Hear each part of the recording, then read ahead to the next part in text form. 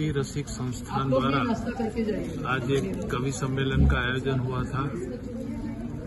इस कला केंद्र के हॉल में उसकी जो थीम थी, पर्यावरण आधारित थीम थी।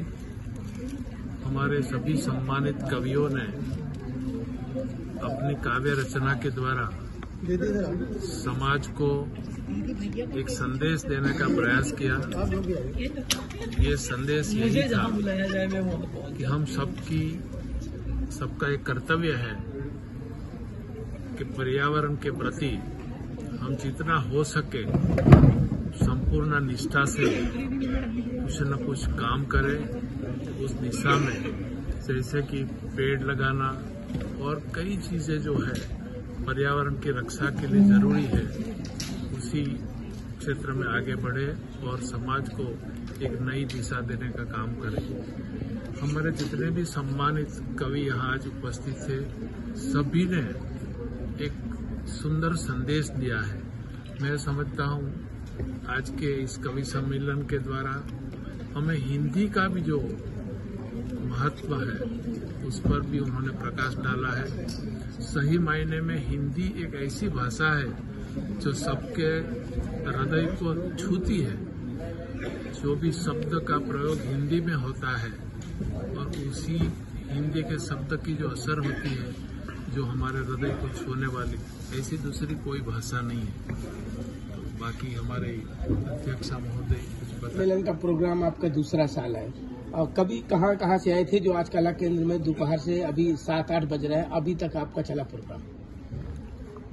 ये काव्य रसिक संस्थान एक ऐसा संस्थान है जिन्होंने नवोदित कवियों को एक मंच प्रदान किया है, उनको अपनी भावनाएं, अपना साहित्य सर्जन रखने की एक जगह दी है। तो हमारे यहाँ आज जो कवि आए हैं, सबसे पहले हमारे संस्थापक अध्यक्ष जी काव्य रसिक जी के हैं, जो संस्थापक अध्यक्ष आदरणीय डॉक्टर रामकुमार रसिक जी, और काव्य रसिक संस्थान के संरक्षक सजल जी, रामकरण सजल जी डॉक्टर, सभी यहाँ पर डॉक्टर हैं, और राष्ट्रीय काव्य रसिक संस्थान के राष्ट्रीय मंत्री राम रतन श्रीवास, राधे राधे जी, और ये मेरी प्रबंधक कमेटी की उपाध्यक्ष हैं काव्य रसिक मंच की संध्या जी महक, और ये हमारी मध्य प्रदेश इकाई की मंत्री हैं इंदू जी, और राकेश जी मुझे नहीं दिख रहे हैं, छत्तीसगढ़ राकेश जी, छत्तीसगढ़ इकाई के वो कोषाध्यक्ष हैं राकेश जी। तो इस तरह से मैं देख रही हूँ कि भारत एक नजदीकियों में आ गया है। दूर दूर के लोग आकर के सब सेलवास में इकट्ठे हुए और सब आपस में हैं।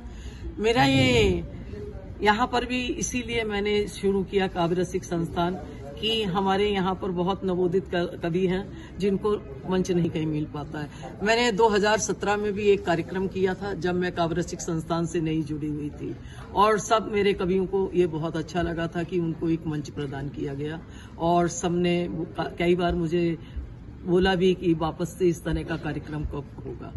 तो मैं किन्हीं कारणों के कारण नहीं रख पाई थी, लेकिन फिर जब काव्य रसिक संस्थान से जुड़ी तो मुझे एक लक्ष्य मिला, एक चीज मिली कि मैं वापस से इस तरह का कार्यक्रम रखूं, और इसीलिए मैंने 2023 जनवरी 21 को ये एक कवि सम्मेलन रखा था, जहां पर पहले भी पूरे राष्ट्र से मेरे कवि लोग आए थे, और ये अभी काव्य रसिक संस्थान का दूसरा राष्ट्रीय सम्मेलन है जो आज फरवरी 9 को संपन्न हो रहा है। जनता के लिए, सिलवासा के लोगों के लिए क्या संदेश देना चाहते हैं? सबसे बड़ा मेरा संदेश तो यही है कि मैंने विषय पर्यावरण लिया है। ये मेरे सिर्फ सिलवास के लोगों के लिए नहीं है, ये पूरे विश्व का आज विषय बन गया है, और मुख्यतः भारत की जो बड़े बड़े शहर हैं उनके लिए। आज बड़े बड़े शहरों में ये बहुत त्रासदी हो गई है कि लोगों को सांस लेने में मुश्किल होने लगी है। बाहर निकलते हैं तो मास्क पहनना पड़ता है जिससे पोल्यूशन अंदर न जाए, उनके फेफड़ों को खराब न करे। तो इन सब चीज़ों को देखते हुए मैंने कहा क्यों ना हम एक जागरूकता पैदा करें आम जनता में, सभी लोगों में। जैसे कि हमारे मोदी जी बोलते हैं सबका साथ सबका विकास, और मैं भी कहूंगी मैं इतने दीप कहाँ से लाऊं जो तुमको अकेले हराऊं। तो ये एक चीज होती है कि कोई भी एक इंसान, कोई भी एक संस्था इतना काम नहीं कर सकती है कि सारी दुनिया को उस तरह से दूर करा सके या उसको उससे छुटकारा दिला सके। तो जब हम सब लोग मिलकर वो काम करते हैं और हम सब लोग मिलकर आगे बढ़ते हैं, जागरूकता उत्पन्न करते हैं, तभी हम उस लक्ष्य पर पहुंचते हैं कि वहां से हम बचा सके लोगों को और उस त्रासदी का अंत कर सकें। तो इसी उद्देश्य को लेकर मैंने ये रखा है और आज मैं अपने सभी कविगणों को बहुत बहुत धन्यवाद दूंगी। मुख्यतः यहाँ के पधारे मेरे अतिथियों को जो इतने दूर दूर से मेरे आमंत्रण पर आए और मुझको ये सौभाग्य प्रदान किया, और सबसे ज्यादा विशेष मेरा आभार है, धन्यवाद है मेरे मुख्य अतिथि आदरणीय फतेह सिंह चौहान जी को। इसके साथ मैं ये भी कहना चाहूंगी कि हमारी इस तरह की जो काव्य गोष्ठियां होती हैं, उनको अगर आगे जगह मिले, उनके बारे में लोगों को मालूम होगा, तो शायद हम लोग और भी जुड़ेंगे। और सबसे बड़ी चीज है, एक कवि जो होता है वो वहां भी पहुंच जाता है जहां सूरज नहीं पहुंचता है। तो इसकी जो भावनाएं होती हैं, उनकी संवेदनाएं होती हैं, वो बढ़कर होती हैं। जहां की सूरज का प्रकाश और रोशनी भी नहीं पहुंचती है, वहां कवि की भावनाएं, कवि अपनी संवेदनाएं, अपने जागरण से, कभी वो एक इंसान होता है जो कि प्रशासन को जागरूक करता है और प्रशासन को बताता है कि वो गलत ना करे, वो गलत नहीं कर रहा है। और कोई बोलेगा तो शायद उसको जेल में भर दिया जाएगा, लेकिन कभी जब ये चीज उठाते हैं तो उनका सम्मान होता है, आदर होता है। एक विमोचन किया किताब का, तो उस गाने में जो कहा कि यूपी में गुनगुनाते हैं, तो क्या कहना चाहते हैं आज के दिन? इसमें गीत वही है जो जन जन तक पहुंच जाए, सहज रूप से स्वीकार हो जाए। तो गीत वही लिखना चाहिए। सभी कवियों को हम कहते हैं कि पृष्ठ भाषा का प्रयोग ना करें। गीत वो है जो सीधे सीधे हृदय से निकले और हृदय तक पहुंच जाए, और यही हमने काम किया है। और काव्य रसिक संस्थान आज की तारीख में 14 प्रदेशों में कार्यरत है और शेष प्रदेशों में वो अपना कमेटी गठित कर रही है। काव्य रसिक संस्थान की एक और विशेषता, 1500 से अधिक पूरे भारत के कलमकारों का यहाँ, जिसमें नेपाल है और इंडोनेशिया है, यूएस है, यहाँ के भी कलमकारों को वो साक्षात्कार ले चुके हैं। तो इस प्रकार से पूरे मैं देख रहा हूँ कि केवल भारत ही नहीं, भारत के बाहर के भी हिंदी भाषी कलमकारों को हम एकत्रित करने में सफल हुए हैं। और आज काव्य रसिक संस्थान इस दिशा में निरंतर अपना प्रयास कर रहा है। आप यहाँ आए हो तो सिलवासा के लोगों को क्या एक संदेश देके जा रहे हैं? मैं देना चाहूंगा कि जो भाईचारा है, प्रेम है, इसे निभाते रहें। बात करने का सबसे सशक्त माध्यम है कविता। हम एक बात को बहुत देर तक कह सकते हैं, लेकिन कविता के माध्यम कम शब्दों में हम कह सकते हैं। क्योंकि समय की बहुत कमी है लोगों के पास, इसलिए कविता का माध्यम अगर हम 2 शब्दों में, 2 लाइनों में गुनगुना देते हैं तो बहुत आराम से वो बात हृदय से हृदय तक पहुंच जाती है। तो यहाँ की जनता को भी और यहाँ के कवियों को भी मैं कहना चाहूंगा कि यहाँ के जो कविगण हैं, उन्होंने बहुत मेहनत की और हिंदी को बढ़ाया है और अपनी भाषा में भी कवि सम्मेलनों कर रहे हैं। हमारा मंच भी हर प्रदेश का अलग अलग भाषाओं में भी कवि सम्मेलन करता रहता है। कला केंद्र में जो अपनी मुखबंदी से एक कवि के रूप से यहाँ जो श्रोताओं को सुनाया है, तो आपके दिन यहाँ सिलवासा की धरती पे आके कैसा लगा? सर्वप्रथम तो आपको इस आपके चैनल के माध्यम से मैं बहुत बहुत धन्यवाद दूंगा। आपने जो मुझे समय दिया और मुझसे कुछ जानने का प्रयास किया।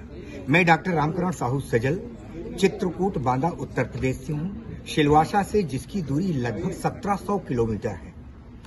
मैं यहाँ के आमंत्रण पर आया और जो सिलवासा के अंदर मैंने देखा, स्नेह, प्रेम, ममत्व, आपसी भाईचारा, क्षमता, समानता, बंधुत्व, ये जो सारा देखने के लिए आज सृजनशीलता के बीच में, एक कविता के बीच में, एक रसधार के बीच में जो देखने के लिए मिल रहा है, वाकई में उससे अभिभूत हूँ। मैं सिलवासा के सहित इस संपूर्ण देश के अंदर एक जरूर बात मजबूत कहूंगा कि अगर इस पूरे देश को एक सूत्र धागा में पिरोया जा सकता है तो उसके लिए सबसे मजबूत स्तंभ है भाषा हिंदी।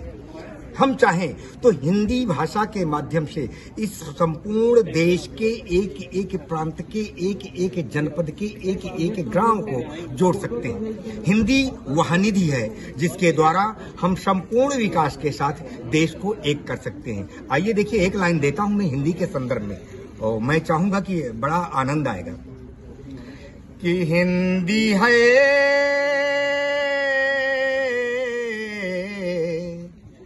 माँ भारत की बिंदिया,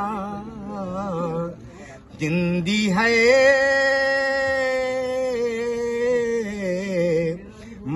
महाभारत की बिंदिया,